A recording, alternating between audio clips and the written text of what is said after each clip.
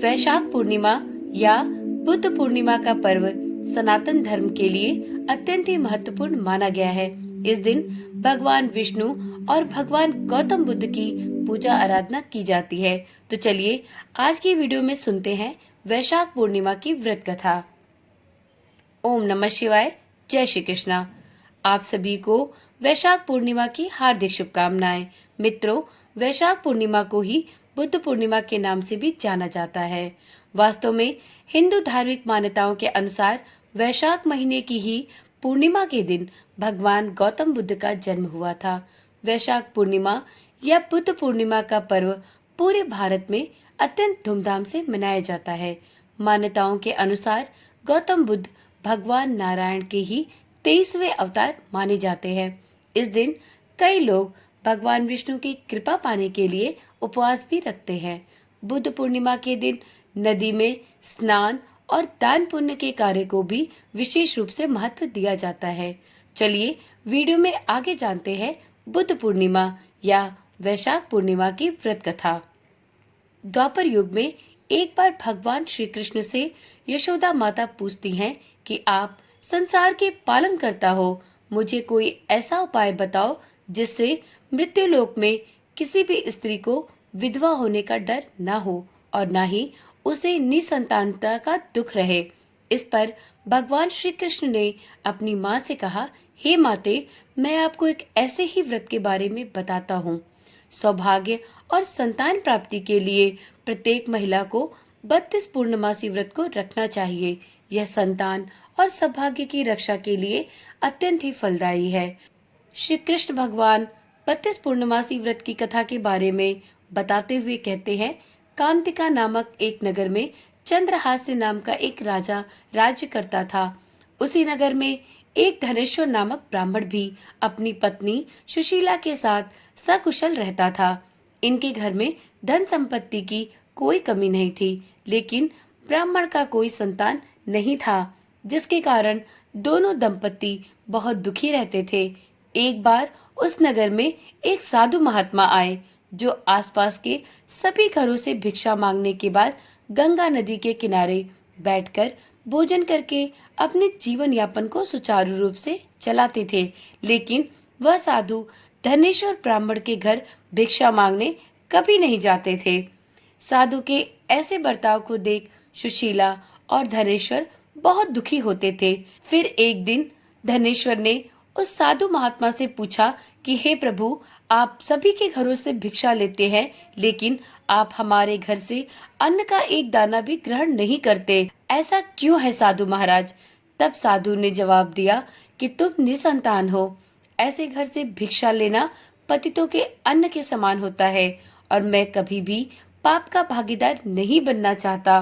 बस यही कारण है कि मैं तुम्हारे घर से भिक्षा नहीं लेता हूँ। यह सुनकर धनेश्वर बहुत दुखी हुआ और साधु महात्मा से पूछने लगा कि हे महाराज, ऐसा कोई उपाय बताए जिससे मुझे संतान सुख की प्राप्ति हो।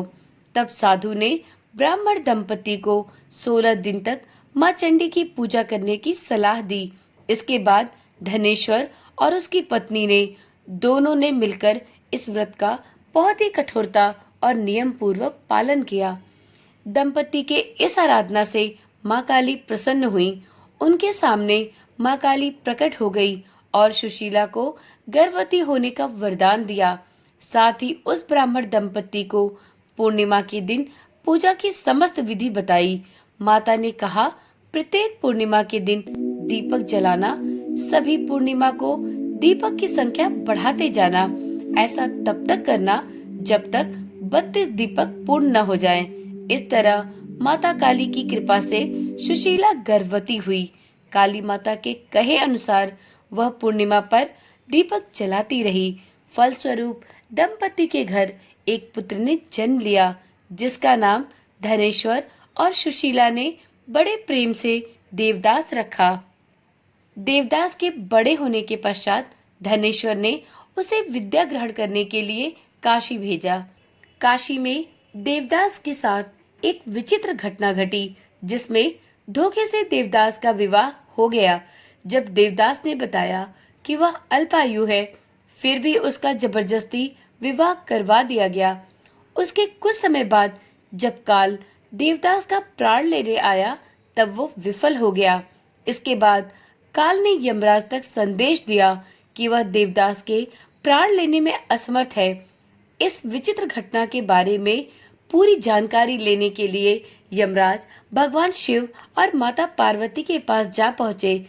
तब माता पार्वती ने काली माँ से मिले वरदान के बारे में यमराज को विस्तार पूर्वक बताया और कहा कि ब्राह्मण दंपति ने पूर्णिमा का व्रत बहुत ही निष्ठा पूर्वक रखा था, इसलिए देवदास का कोई कुछ नहीं बिगाड़ सकता। पूर्णिमा व्रत के महत्व को जानने के बाद यमराज ने देवदास को छोड़ दिया और देवदास अपने माता पिता और अपनी पत्नी के साथ सुखपूर्वक आगे के जीवन को भोगता हुआ स्वर्ग को प्राप्त हुआ। पूर्णिमा व्रत के महत्व को जानने के बाद से यही कहा जाता है कि इस व्रत को करने से जातक को काल से मुक्ति मिलती है। साथ ही भगवान विष्णु के साथ माता काली, माता पार्वती और प्रभु भोलेनाथ की असीम अनुकंपा भी उस जातक को प्राप्त होती है।